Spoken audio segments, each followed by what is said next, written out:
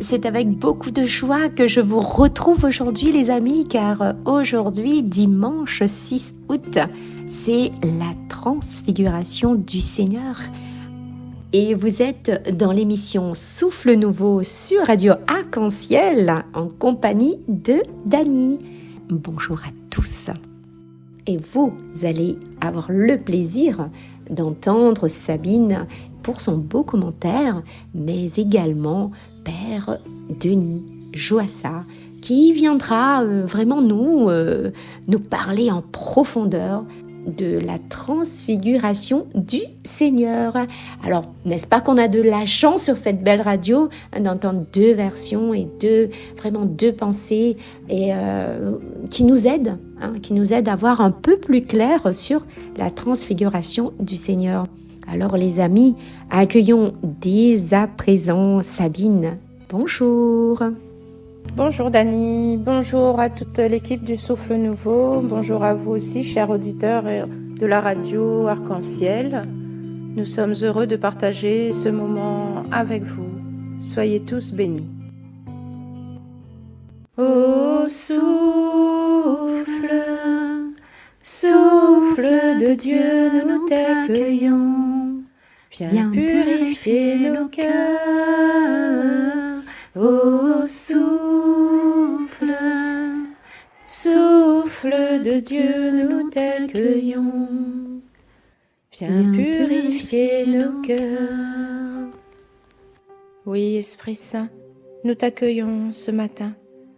Nous te disons merci pour ta sainte présence. Merci d'être là parmi nous, avec nos frères et sœurs de la radio. Merci de nous visiter. Tu as transfiguré Jésus sur la montagne, Seigneur Dieu. Viens nous transfigurer à notre tour aujourd'hui encore. Nous avons besoin de toi. Viens, Esprit Saint, nous réchauffer. Amen. Ô souffle, souffle de Dieu, nous t'accueillons. Viens purifier nos cœurs. Ô souffle, souffle de Dieu, nous t'accueillons. Viens purifier nos cœurs. Ô souffle, souffle de Dieu, viens, nous t'attendons. Viens déverser ton onction sur nous pour que nous puissions recevoir la parole, ta parole que tu nous as donnée, ta parole qui est comme un feu. Viens, Seigneur, viens, Esprit Saint, viens, souffle de Dieu. Amen. Évangile de Jésus-Christ selon saint Matthieu. En ce temps-là, Jésus prit avec lui Pierre, Jacques et Jean son frère, et il les emmena à l'écart sur une montagne. Il fut transfiguré devant eux. Son visage devint brillant comme le soleil, et ses vêtements blancs comme la lumière. Voici que leur apparurent Moïse et Élie, qui s'entretenaient avec lui. Pierre alors prit la parole et dit à Jésus : « Seigneur, il est bon que nous soyons ici. Si tu le veux, je vais dresser ici 3 tentes, une pour toi, une pour Moïse et une pour Élie. » Il parlait encore lorsqu'une nuée lumineuse les couvrit de son ombre. Et voici que, de la nuée, une voix disait : « Celui-ci est mon Fils bien-aimé, en qui je trouve ma joie. Écoutez-le. » Quand ils entendirent cela, les disciples tombèrent face contre terre et furent saisis d'une grande crainte. Jésus s'approcha, les toucha et leur dit : « Relevez-vous et soyez sans crainte. » Levant les yeux, ils ne virent plus personne, sinon lui, Jésus seul. en descendant de la montagne, Jésus leur donna cet ordre. Ne parlez de cette vision à personne avant que le Fils de l'homme soit ressuscité d'entre les morts. Acclamons la parole de Dieu. Jésus prit avec lui Pierre, Jacques et Jean, son frère. Il les emmena à l'écart sur une haute montagne. Il fut transfiguré devant eux. Son visage devint brillant comme le soleil et ses vêtements blancs comme la lumière. Sur cette montagne, Jésus a été ébloui. Cet éclat impossible à regarder. On peut comparer cette lumière avec le soleil. Le soleil nous éblouit, c'est Dieu lui-même. Il nous montre Jésus, le soleil de justice, et l'Esprit Saint nous apporte la chaleur dont on a besoin pour avancer. Des fois, quand on vit une retraite extraordinaire, on a envie de rester là et d'être dans la contemplation. Sur la montagne, Jésus dit concrètement à Pierre, Jacques et Jean qu'il va mourir. Ce moment sur la montagne, c'est pour nous dire « Remplissez-vous de la transfiguration du Seigneur, affrontez le mal ». Quelles sont les valeurs et la densité de nos propres transfigurations? En plus clair, quels sont les moments où le Seigneur nous a profondément touchés? Cela peut être dans un enseignement, devant le tabernacle, par nos guides spirituels, nos mentors. Cela peut être aussi par un envoyé de Dieu. N'oublions jamais les moments où on a vécu des cœurs à cœur avec le Seigneur. Nous devons garder nos expériences et y repenser dans les moments de découragement. On a pu être aussi un chemin de lumière pour nos frères et sœurs. Il est bon de se rappeler ces moments de grâce. Des fois, ce sont ces souvenirs de transfiguration qui nous gardent malgré nos épreuves. Cela nous permet de prendre confiance en nous. Souvenons-nous de ces bons moments pour tenir bon dans les jours de la Passion. Demandons au Seigneur de nous aider à garder notre sourire toute notre vie, de nous donner la joie qui vient du Père, la joie qui ne s'efface pas malgré les soucis quotidiens. Seigneur, apprends-nous à pardonner, à ne pas tenir rancune. En descendant de la montagne, Jésus nous dit à nous aussi, qui faisons des expériences personnelles dans notre vie spirituelle, gardez dans vos cœurs ces moments de rencontre, témoignez de ce que vous avez reçu, afin que nos frères et sœurs se laissent eux aussi toucher par sa grâce. C'est à ce moment-là que vous serez mes disciples. Petit témoignage personnel. Un jour, nous arrivions, ma famille et moi, dans un pays étranger. Et là, la première nuit, nous n'avons pas réservé de chambre d'hôtel.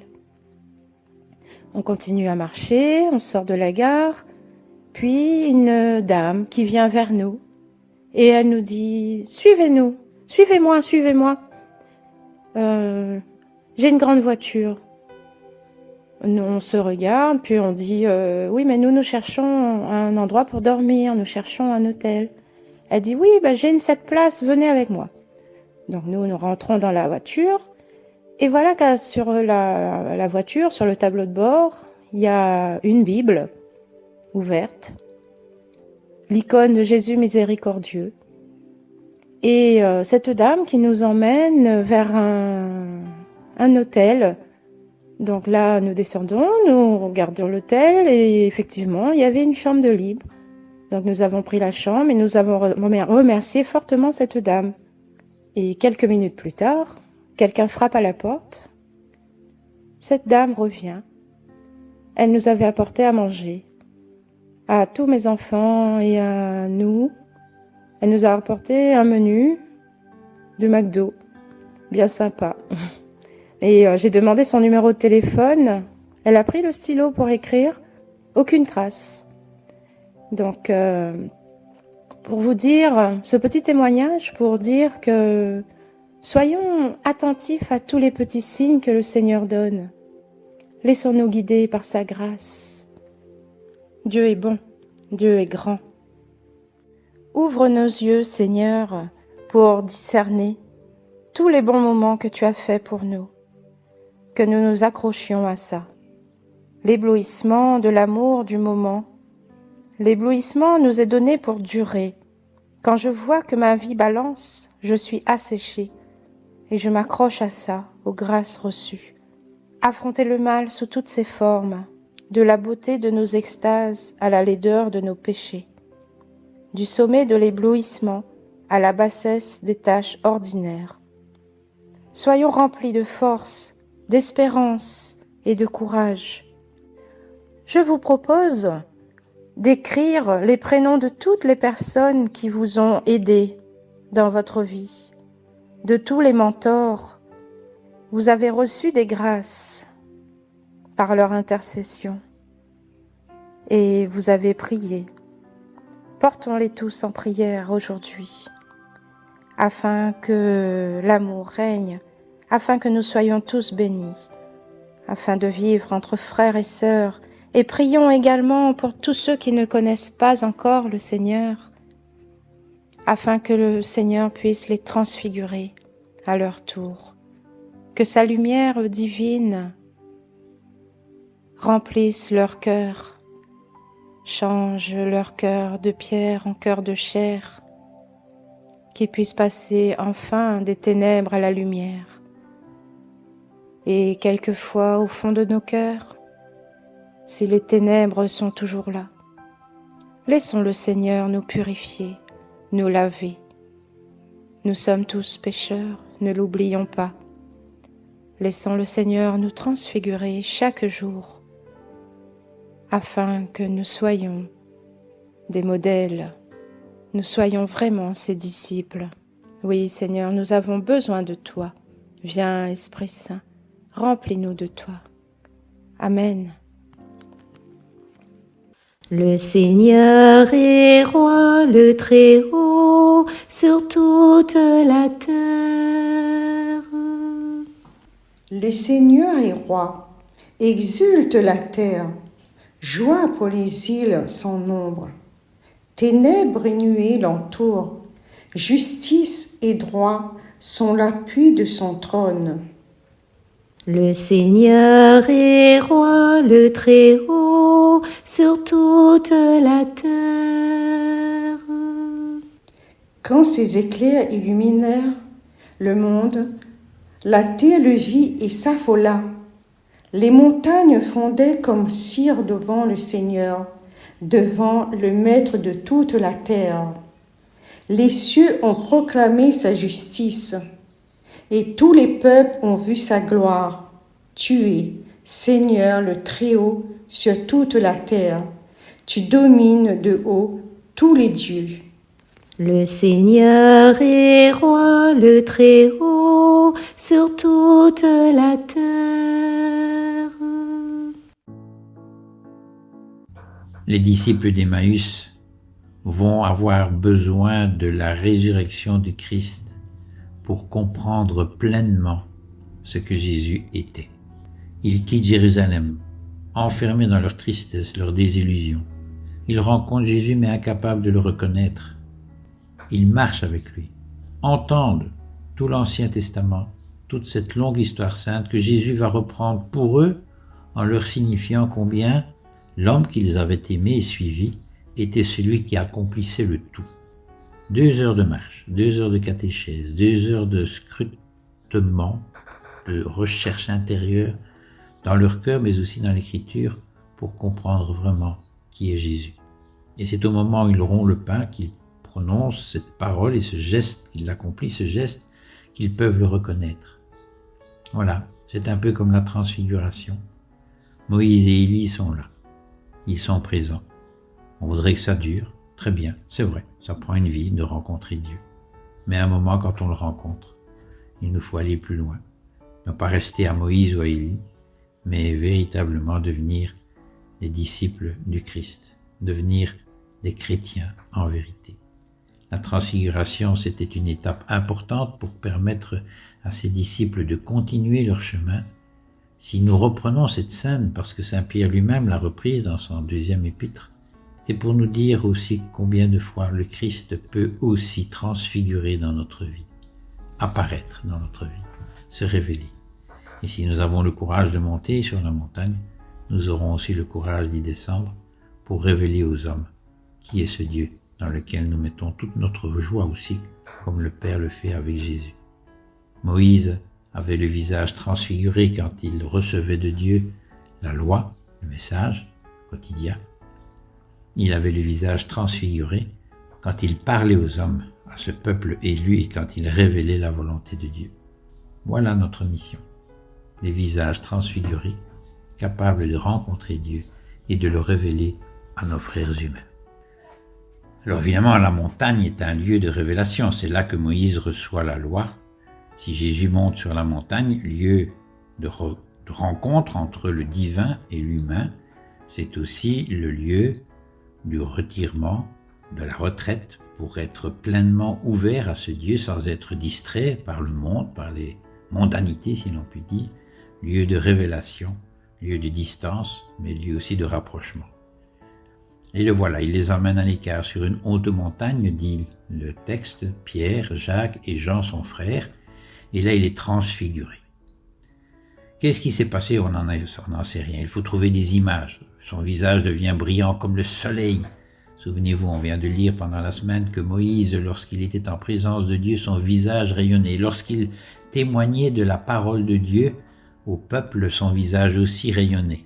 Parce que tout simplement, il était face à Dieu ou face à ceux qui étaient les destinataires de Dieu, c'est-à-dire ce peuple élu. Ses vêtements devenaient blancs comme la lumière. Le vêtement, c'est la dignité. C'est une manière de dire, voilà, il est transfiguré, transformé, il se révèle dans ce qu'il y a de plus profond en lui. Il dit qui il est. Et l'apparition de Moïse et Élie, c'est évidemment une manière de dire, attention, tout l'Ancien Testament, enfin ce que nous chrétiens nous appelons l'Ancien Testament, toute cette histoire sainte qui me précède, eh bien c'est à la fois la loi, effectivement, Élie, le seul prophète qui ne soit pas mort, qui est monté sur un char, eh bien qui s'entretenait avec lui, c'est-à-dire il les rassemble, il les accomplit dans sa propre personnalité, Il rassemble tout l'Ancien Testament. Et on a entendu dimanche passé que les scribes, celui qui était la fidèle de Dieu, le scribe qui prend de l'Ancien et du Nouveau, qui rassemble toute la loi, toute l'alliance de tous les hommes depuis la création du monde. Pierre est brillant pour prendre la parole en premier, puisqu'il voit Moïse et Élie qui s'entretiennent avec Jésus. Il veut que ce moment soit non seulement reconnu comme étant bon ce qu'il fait, c'est magnifique, c'est une bénédiction, Seigneur, comme il est bon que nous soyons ici. Puis il s'adresse à Jésus, si tu le veux, si tu le veux. Devant les deux aveugles, il demande un jour, est-ce que vous croyez que je peux vouloir ce que vous me demandez? Voilà, c'est la même chose, si tu le veux. La volonté de Jésus est pleinement engagée dans cette rencontre. 3 temps pour que ça dure. Demeurer, un peu comme Saint Jean. Une pour Jésus, une pour Moïse, une pour Élie. Que ici, en ta présence, dans ce que nous vivons pour le moment, dans ce qui nous est révélé, cela puisse vraiment non seulement être durable, mais vivifiant, donner la vie. Une nuée lumineuse qui les couvrit de son ombre. Ça, c'est le symbolique de l'Ancien Testament, où la lumière est toujours accompagnée d'une ombre. Il n'y a pas d'ombre sans lumière. Il n'y a la lumière, dès qu'elle rencontre une réalité, provoque une ombre à cause de cette réalité. C'est une manière de dire, voilà, nous n'avons pas toujours une claire vision des choses, nous sommes parfois dans l'ombre, mais si nous regardons le verre à moitié vide, nous ne verrons que l'ombre. Si nous regardons le verre à moitié plein, nous verrons pleinement la lumière. Et la parole surgit. Celui-ci est mon fils bien-aimé en qui je trouve ma joie, écoutez-le. Évidemment, ça renvoie au baptême. Mais celui-ci est mon fils bien-aimé, en qui je trouve ma joie, écoutez-le. Voilà l'interpellation qui nous est faite. Et Jésus est toujours rayonnant en ce moment-là. Voilà, nous sommes au centre de l'Évangile. Si Jésus comprend qu'il doit changer de modalité, d'expression, je dirais, de son rôle de Messie, de Sauveur, c'est aussi parce que quand il commence à parler aux foules, celles-ci comprennent que Jésus n'entre pas non plus dans leur vue et que son langage de plus en plus devient difficile à entendre. Au point même que si la foule dira dans Saint Jean, son langage est beaucoup trop fort, surtout quand il parle de « il faut manger ma chair », si vous ne mangez pas ma chair, ils ne le prennent que dans un sens immédiat et non pas allégorique, symbolique. La foule commence à le déserter, Les disciples eux-mêmes vont s'entendre demander de la part de Jésus, « Est-ce que vous allez vous aussi me quitter ?» Et ceux-ci restent attachés à Jésus en disant, « Non, non, tu es le Fils du Dieu vivant selon la fameuse profession de foi de Pierre à Césarée. » La transfiguration, donc, c'est un sommet au sens géographique du terme. Il monte sur une montagne. C'est un sommet au sens figuratif, c'est-à-dire un passage d'un versant à l'autre, celui qui va de plus en plus vers le bas. Le bas, c'est tout simplement la passion, la mort, l'ignominie, la malédiction, d'un point de vue purement humain. Bien sûr, nous savons qu'il y aura la résurrection après. Le Christ aussi en est convaincu, mais il vit cette passion avec beaucoup de passion dans le sens être passionnel, c'est-à-dire de ferveur, de confiance en ce Dieu dans lequel il a trouvé véritablement lui aussi toute sa joie. Rencontrer Dieu peut réjouir, c'est ce qu'on appelle la consolation, une croissance d'amour dans son cœur. Mais rencontrer Dieu, c'est aussi quelque peu effrayant, en tout cas peut provoquer un effroi, un tremblement, une inquiétude. Est-ce que je suis digne de cela? Est-ce que je serai à la hauteur de cette rencontre? Est-ce que je pourrai non seulement survivre à ce que cette rencontre suscite en moi, c'est-à-dire une interpellation, un désir de se lever, d'avancer, de marcher. Et souvent, nous hésitons. Vous savez, Saint Augustin, j'aime bien dire cette phrase-là, Saint Augustin, à un moment dit au Seigneur, maintenant je suis sûr, je t'ai découvert, je sais qui tu es, je suis prêt à donner ma vie pour toi, demande-moi tout ce que tu veux. Et puis, quelques secondes après, il dit, mais attends encore un peu, prudence, parce qu'on n'est pas toujours prêt à dégainer. Voilà Jésus qui s'approche d'eux. Au moment où il se révèle pleinement, il s'approche. C'est tout le travail de Jésus, d'être proche. Le bon samaritain, c'est celui qui s'est approché du malade et du blessé sur la route. Jésus s'approche, se rend proche. Il les touche. Ce n'est pas une illusion comme on l'entendra dans la deuxième lecture. Ce n'est pas une idéologie. Ce n'est pas un calcul. Ce n'est pas une brillante théorie. C'est quelque chose qui touche intérieurement. Pas besoin de vérification, pas besoin d'expérimentation, pas besoin de contrôle, pas besoin d'analyse ou d'examen. Simplement se laisser toucher par la vérité de l'événement. Parce que tout simplement, cela nous parle, cela nous dit, cela nous touche au plus profond de notre cœur. Relevez-vous, dit-il. Et relevez-vous, c'est presque ressuscitez-vous. Soyez debout. Pour traduire la résurrection, il y a le mot se lever, être debout. Tant qu'on est debout, c'est qu'on est vivant. Quand on était couché, c'est qu'on dort, ou le sommeil le plus profond, c'est celui de la mort. Relevez-vous, c'est-à-dire soyez ressuscités, soyez debout comme je le serai, et surtout soyez sans crainte. Ça, c'est une des phrases les plus nombreuses dans l'Ancien Testament. Combien de fois on entend « La paix soit avec vous, soyez sans crainte, rassurez-vous, apaisez-vous ». Alors Jésus nous envoie à une dernière démarche. Levant les yeux, c'est-à-dire les disciples, ils ne virent plus personne sinon Jésus, lui seul. Moïse et Élie sont là, mais ils ne sont pas le dernier mot de Dieu lorsqu'il se révèle aux hommes. Ce n'est pas non plus le dernier acte de salut qu'il nous propose. La loi était intéressante, saint Paul le dira, la loi nous aide à identifier et le mal, nos péchés, mais aussi ce qu'il nous faut faire et la bonté de Dieu. Mais ce n'est pas suffisant. Il faut aller plus loin que appliquer la loi. Il faut l'accomplir, la réaliser pleinement. Et le seul à l'avoir fait, celui qui est vraiment le lien entre l'homme et Dieu, c'est la personne de Jésus-Christ. Alors il leur donne un ordre.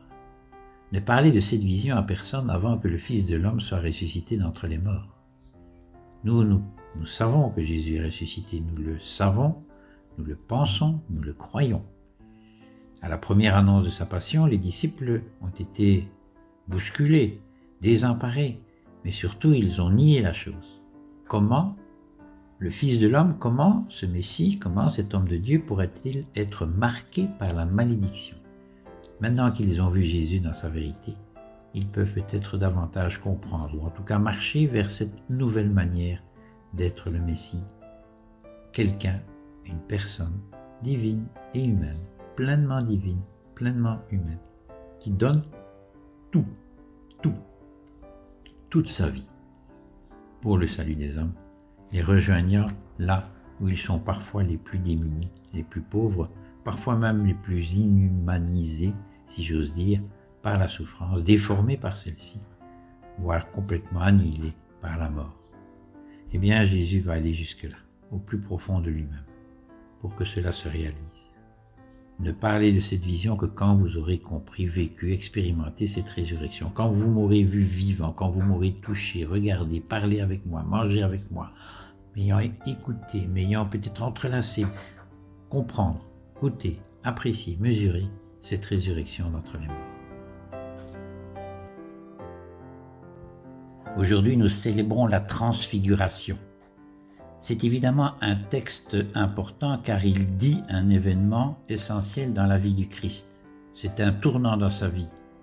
Mais c'est aussi un texte considérablement travaillé de manière à ce que tous les mots soient pesés, de manière à ce que chacun porte véritablement sur tel ou tel aspect de la personnalité du Christ, de manière à ce que aussi chacun puisse découvrir ce qu'il est par rapport à Dieu, ce qu'il est par rapport à nous.